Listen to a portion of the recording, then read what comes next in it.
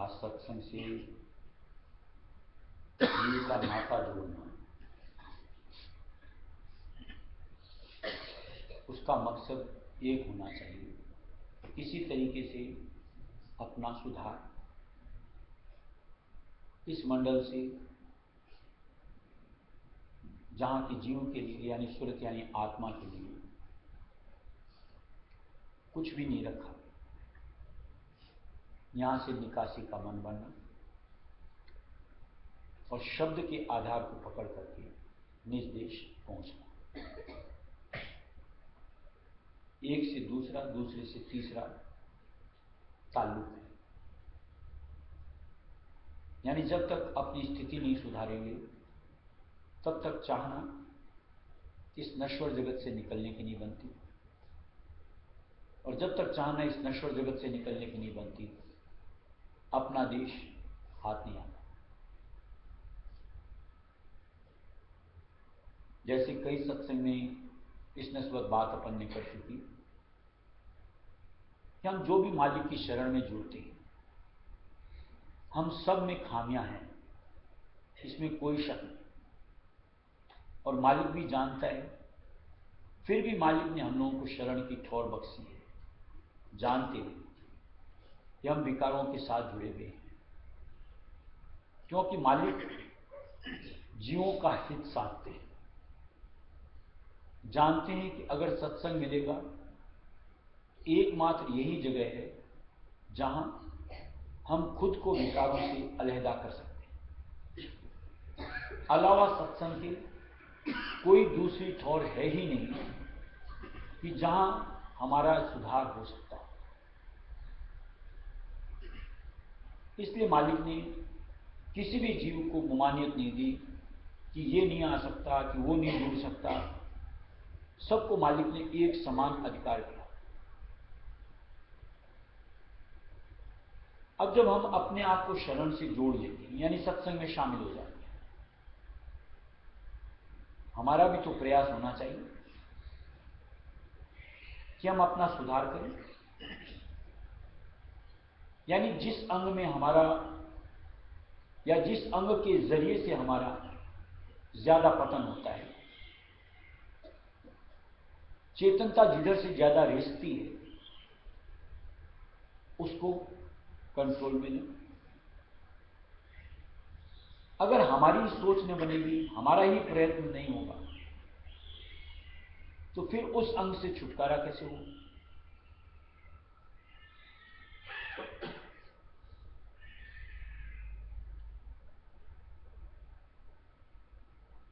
इसलिए एक सोच ये बननी चाहिए कि जब मालिक की ओट में आ गए, यानी रायस में सत्संग से अपने आप को जोड़ लिया वक्त गुरु के साथ, अब अपने लिए यही उचित होता है कि जैसे वो हमारा सुधार करे, सलूक करे, उसमें मालिक की मौज निहारे, न कि उसमें अड़ियल दुख कि ऐसा क्यों वैसा क्यों। लेकिन मालिक ने जैसा कई सत्संग इस निस्बत भी बात हुई कि जो ऊपर से उतर करके आते हैं, उनको सब चीज का एहसास है, अनुभव है कि किस तरीके से जीव यहां पे रचा हुआ है, बसा हुआ है, और किस तरीके से अपने निज देश को बिसर करके इसमें अपना आप को आधार बना रखा है, और उसमें से किस तरीके से जीव को निकालना है, इसकी भी जुगत उनके पास होती है। स्वामी जी महाराज का एक भजन है, ये काल की अद्भुत लीके गुरु ताड़े सत्संगी जी के। ये काल की अजब रीत है कि जहां हमारे गुरु हमको कुछ ताड़ते हैं, समझाते हैं, सही रास्ता दिखाते हैं, सत्संगी झींकना चालू कर देते कि ऐसा क्यों, वैसा क्यों, ऐसे नहीं, ऐसे। यानी उनको अपना सच्चा हितैषी ही नहीं मान। उठ जाओ, बारीदार खांस लो, मुनाम की ले बैठा करो।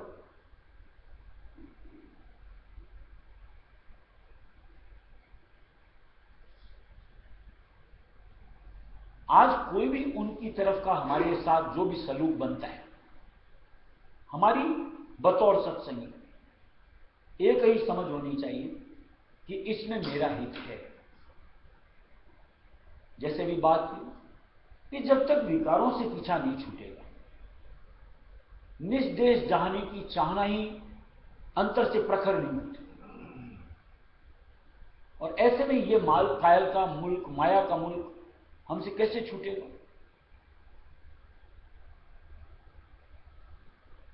किसी में मान लो मोह अंग ज्यादा होता है, किसी में लोभ अंग ज्यादा होता है, किसी में काम अंग ज्यादा होता है। अब जिस अंग जिसमें ज्यादा होता है, चोट तो वहीं पड़ेगी, और वहां चोट पड़ने से जीव तिलमिलाता है। जबकि मालिक जानता है कि इस खोट को जब तक नहीं निकाली जाएगी, तब तक जीव का सुधार नहीं हो सकता। यानी इस मुल्क से उस जीव को निकालना मुमकिन नहीं हो सकता, और मालिक को तो जीव को निकालना है।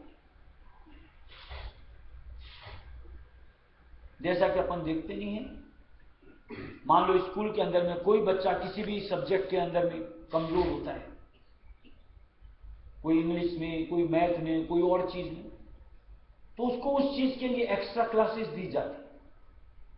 अब उस एक्स्ट्रा क्लास के लिए बच्चा अगर सिल मिलाए, इतना तो पढ़ लिया और कितना पढ़ूंगा, इतने घंटे तो पढ़ लिया और नहीं पढ़ना मुझको, यानी अगर उसकी रुचि उसमें नहीं होगी, तब तक वो मास्टर क्या कर लेगा।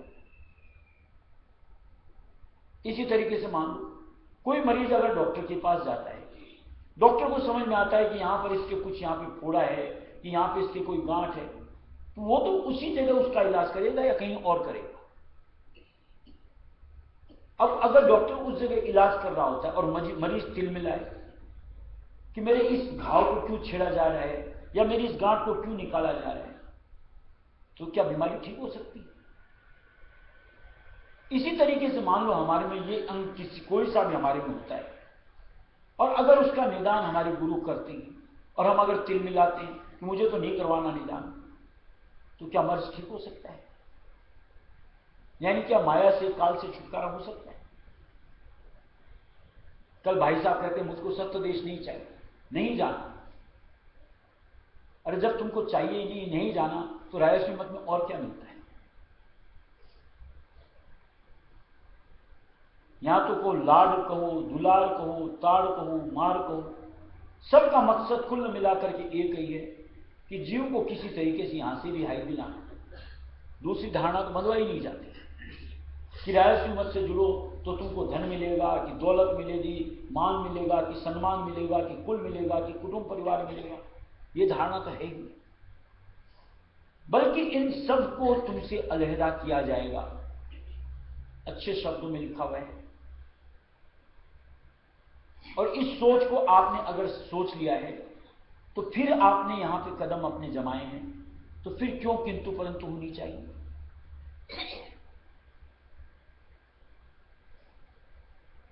इसलिए बतौर सत्संगी हमारी भलाई इसी में है कि मन की सोच से उभरे,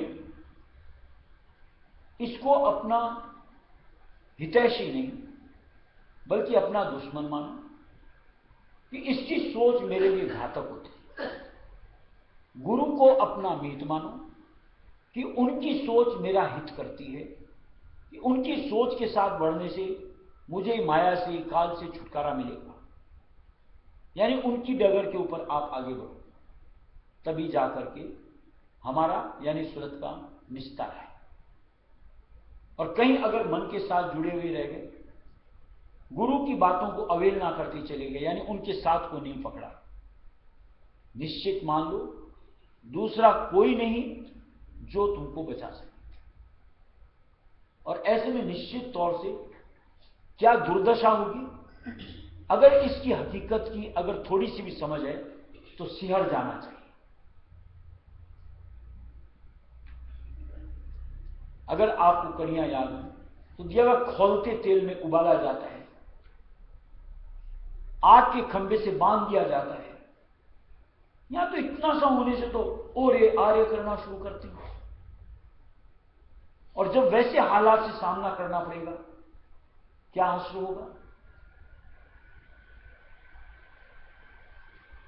कहीं तो अपने साथ की हुई होती जाती समझ तो लो। और ये कब तक सहना है? यानी एक अवसर जो मालिक ने दिया है, अगर उसको भी अपने फायदे में नहीं लेना है, निश्चित तौर से अपनी दुर्दशा की जिम्मेदारी खुद की होगी। फिर जो चीखना कहो, चिल्लाना कहो, मालिक से फरियाद की गुहार कहो, सब व्यर्थ है। कि अगर आपको अपनी ही सुध नहीं, अपना ही हित नहीं समझ में आता, तो निश्चित तौर से आपसे ज्यादा ना समझ दूसरा कोई नहीं होता।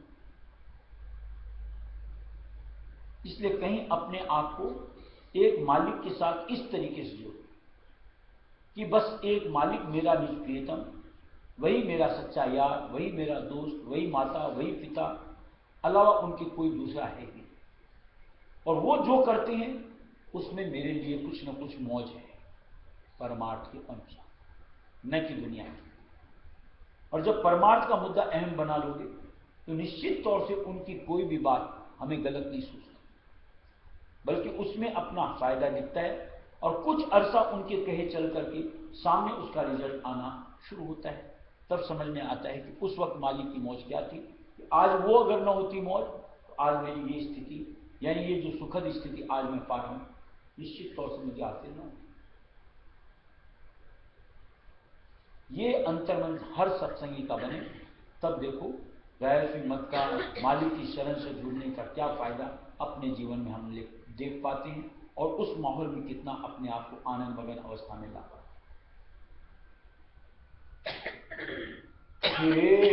सहेलियम गुरु के मार्ग चलना, मन मार्ग छिन छिन तजना, हे सहेलियम गुरु के मार्ग चलना, मन मार्ग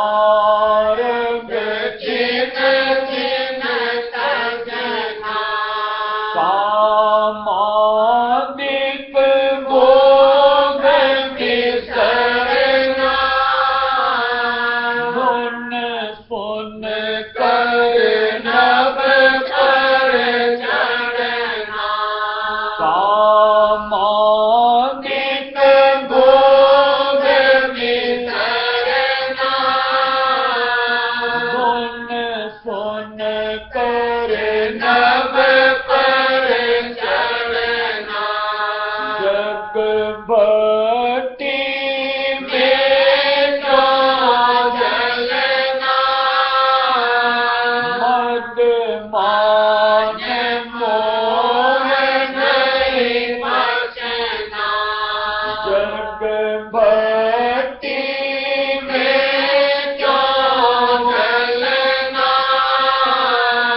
मद मान मोह नहीं बचना, धीरे धीरे नाम रसायन जरना, भव जल से योई तरना, धीरे धीरे नाम रसायन जरना, भव जल से योई तरना, राधा स्वामी वचन पकड़ना, फिर जम से काय को डरना, राधा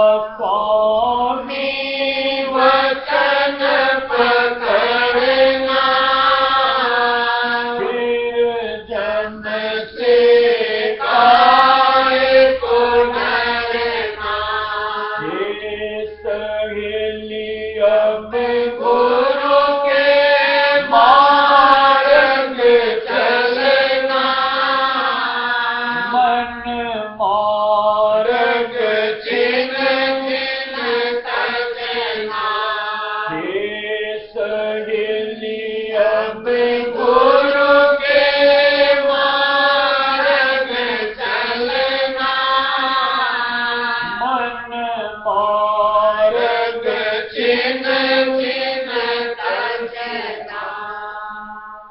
अब देखो, जब तक अपने मन की सोच के साथ ही डटे रहना है, फिर तो अच्छा था, किसी जड़ से जुड़ना चाहिए था कि जहां ना आपको कोई टोकता ना कोई रोकता, बड़ी स्वच्छंदता कि जैसी उचंग उठी उस अनुसार करते चले।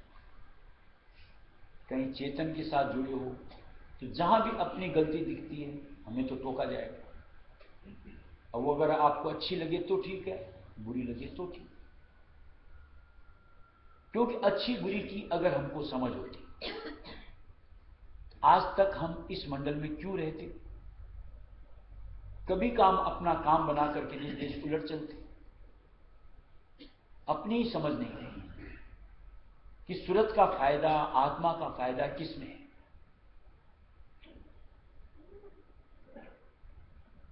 ये शब्द किनके हैं? मालिक कुल रायस्वामी दयाल के स्वामी जी महाराज। अगर उनके ही वचनों को आपको नहीं धारना है, आप अपने आप को सत्संगी कहलाने का हक कैसे रखते हैं?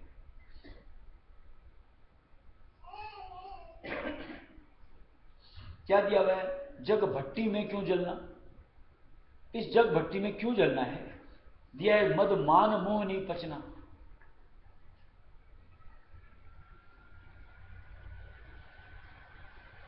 और हम लोग रात दिन उसी में ही पचना पसंद करते। सत्संगी अपन एक प्रश्नवाचक चिन्ह अपने ऊपर लगा लेते हैं कि शायद नहीं, कि जहां मन की प्राथमिकता ही हमको पसंद आती है, मालिक की पहल हमको समझ में ही नहीं आती, उस अनुसार बरतना ही नहीं समझ में आता।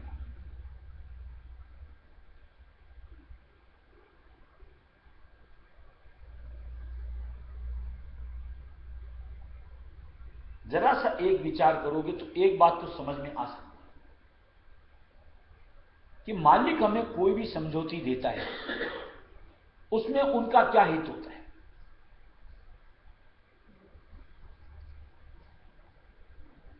जैसे मान लो मालिक की तरफ से समझौती मिलती है कि तुम अंतर से तुम्हारा मोह का अंग छोड़ो। मालिक को क्या मिलेगा हम अगर मोह अंग छोड़ देंगे?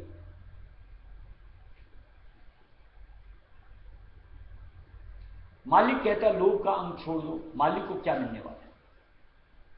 यानी हमारे गुरु को क्या मिल सकता है उससे? दुनिया कुछ भी कहती है, पहले अपना कुछ हित देख करके तब कुछ हमको सलाह देती है। यानी कहने वाला अपना फायदा पहले सोचता है, लेकिन निस्वार्थ साथी के बतौर एक हमारे गुरु होते हैं, जिनका कोई भी हित, कोई भी स्वार्थ अपने साथ कतई नहीं होता। फिर भी अगर हम उनकी अनदेखी करते हैं, कहीं को मानने में पीछे हटते हैं, तो निश्चित तौर से इसका उत्तरदायित्व तो हमारा ही हमारा होता है।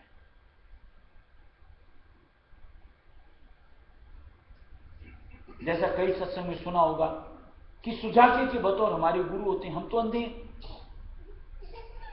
अब सुजाके का फर्ज है कि कह देना कि देख सामने खड्ड है, इधर से नहीं दायां से बढ़ की बायां से बढ़। अब अगर हम अंधे हैं तो हमारा फर्ज यही कहता है कि जो सुजाका कह रहा दायां बायां, तो हमको दायां बायां अपने कदम निकाल लेने चाहिए,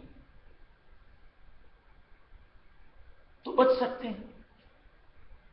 और अगर हम उस सुजाकी की बात को नहीं मान करके, नहीं मैं तो सीधे ही चलूंगा, बढ़ चलो ना भाई, फिर खड्ड में गिरोगे तो उसका दोष सुजाकी के ऊपर नहीं आता।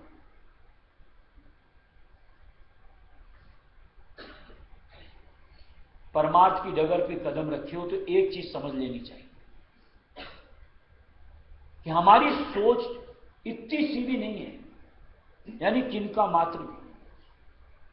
किस चीज के ऊपर हम अपने आप को इतना महान समझते हैं कि नहीं मैं तो अपनी सोच के हिसाब से बरतूंगा।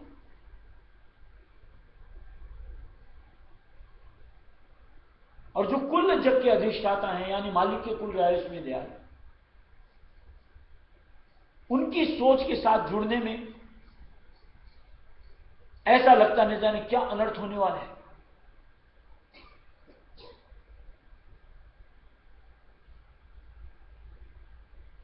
कहीं एक वचन के ऊपर प्रतीति नहीं होती, ऐसे बढ़ के मालिक के वचन दिए हुए हैं कि अगर जीव थोड़े से अंतर से उनको धार ले तो बेफिक्र बेखौफ हो सकता है।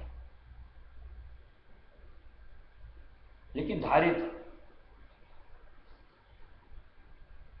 मालिक के कौल हैं कि तुम्हारी चिंता मैं मंदारी, तुम अचिंत रहे धरो प्यारा, कि तुमको चिंता करनी ही क्यों जब तुम्हारी चिंता मैं कर रहा हूं। अगर इतना बड़ा कौल मालिक का है तो हम चिंता करके क्या पा रहे हैं? क्यों फिक्रमंद होकर के रात दिन नींद उड़ा करके बेचैनी के हालात में, क्या है ये?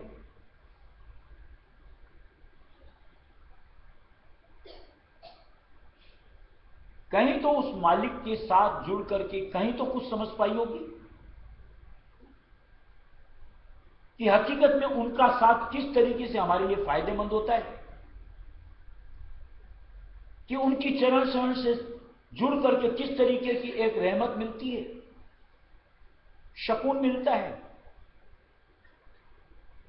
कभी तो परखा होगा। उस परख को ही अगर वापिस याद कर लो तो निश्चित तौर से उनके वचन हमको अपने निमित्त निश्चित तौर से फलदायक लगे। और ऐसा नहीं कि कोई सत्संगी कह सके कि मेरे पास कोई अनुभव नहीं।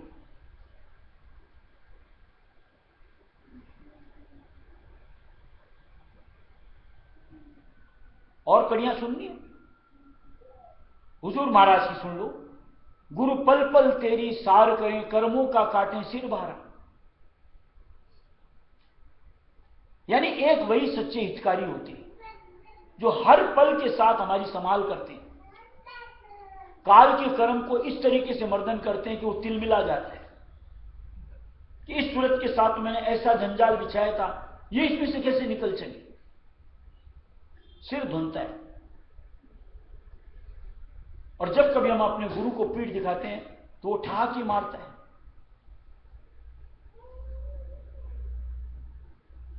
क्या फिर भी समझ नहीं आती? कि कौन सा माहौल मेरे लिए उचित है, अनुकूल है, और कौन सा माहौल मेरे लिए यूं बर्बादी की वजह है, प्रतिकूल है। अगर इसकी भी समझ नहीं है तो सच्चे सही तरीके से कहा जाए तो हम सत्संगी अपने आप कहलाने का हक ही नहीं रखते।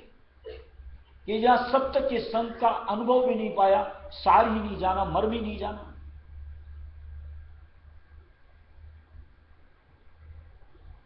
और ये मरने का भय क्या होता है? मैं मर जाऊंगा, मर जाने यार, कल मरता आज मरे, मरना तो है सबको ही।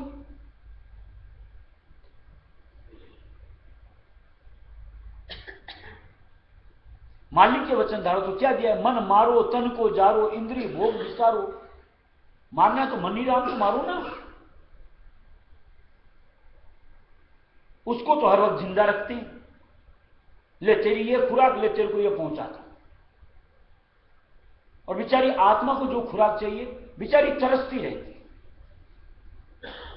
कि कभी सत्य का संग मिले, कभी शब्द का आधार मिले, कभी चरण शरण का रुझान मिले, उसको तो तरसाते। और इस मनी राम को मुष्टंडा बना करके, इसकी चाहत ऐसी, हां चल भाई इधर, इसकी चाहत आज ये तो चल इधर। यही सत्संग से समझा।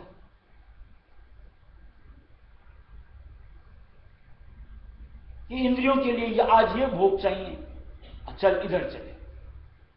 यानी कुछ सुनना है, चल ये सुन, कुछ देखना है, चल ये देख, कुछ खाना है, ले ये खा। इनको पूरी तरीके से संभाल के रखो। और बेचारी उस आत्मा को तो बेचारी जन्मान जन्म से दबी पड़ी, उसको तो और दबाती जाओ। तू मत आगे आ जाना चेतन होकर। यही सत्संग से समझा। धिक्कार ऐसी सत्संग करते हो, या तो खामी हमारे में है या हमारे मालिक में है, जिन गुरु रूप में हम जिनको वर्णन करते हैं। दो में से तो एक निश्चित तौर से झूठे। और हमको लगता है हम सच्चे हैं, तो ऐसी शरण में टिकना ही क्यों चाहिए? आगे दूसरी शरण तलाश करो यार, कि जहां जाके अपना काम बन सके। अगर कहीं लगता है रत्ती भर भी या हमने सच्ची ठौर पाई है, तो फिर अपने आप का सुधार का मन बना। ये अपने हित की बात है अगर समझ में आए। नहीं तो गेट खुला है, जिसकी मर्जी आओ, जिसकी मर्जी जाओ।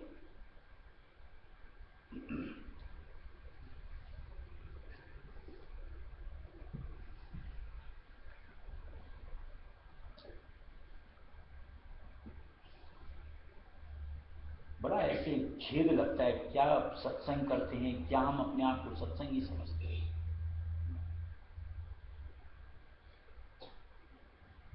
कि कोई से भजन याद नहीं आते हैं, कोई से वचन याद नहीं आते हैं, कोई सा लम्हा जो मालिक ने अनुभव के बतौर दिया वो याद नहीं आता। फिर कहते हैं हम सत्संगी। वास्तविक ज्ञान तो समाज है, 4 जन को हम ज्ञान देकर के पंडित तो बन जाते हैं। हमसा ज्ञानी ध्यानी सत्संगी कोई हो ही है ही नहीं। और जहां अपने अंतर झांको तो हमसा ज्यादा कुसंगी कोई नहीं मिलेगा।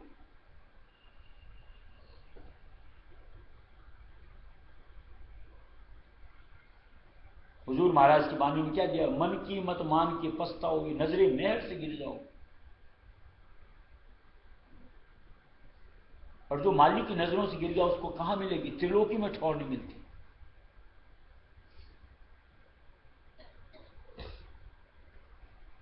मालिक लुटाना चाहता है रहमत, हम बटोरना चाहते हैं यहां के कंकड़ पत्थर। वारे जीव वारे सत्संगी। स्वामी मन मेरा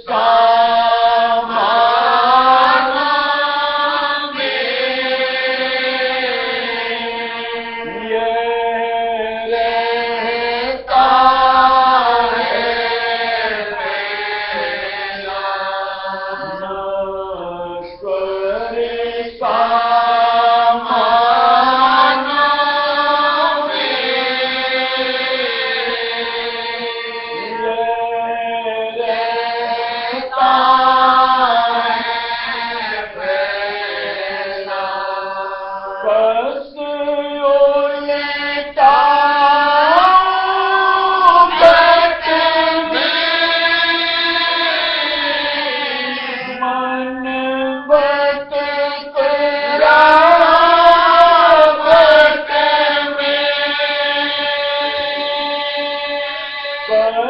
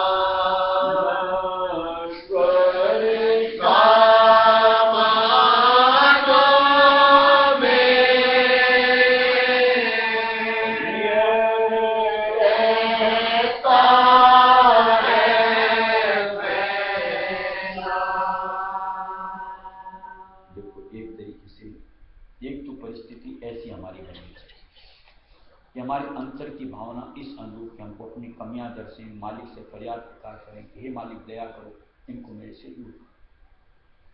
कितना अच्छा लगता है। और मालिक की फिर भरपूर दात मिलती है, भरपूर दया मिलती है और हमारा सुधार हो जाता है।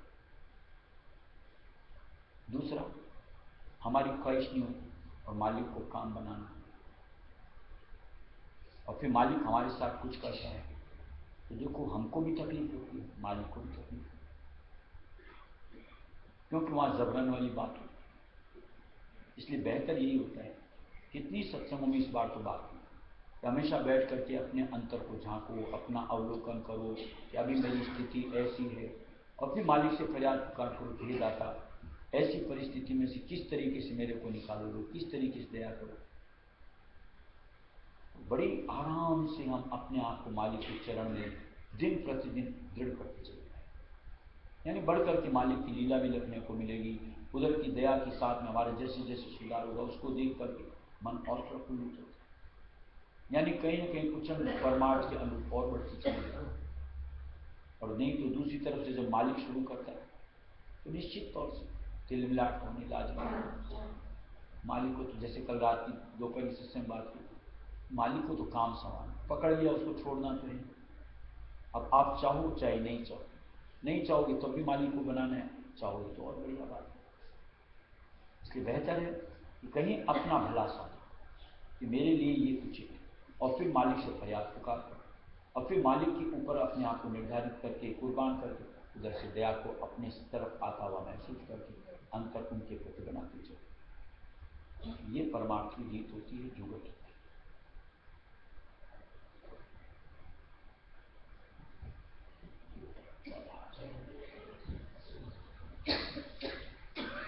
बार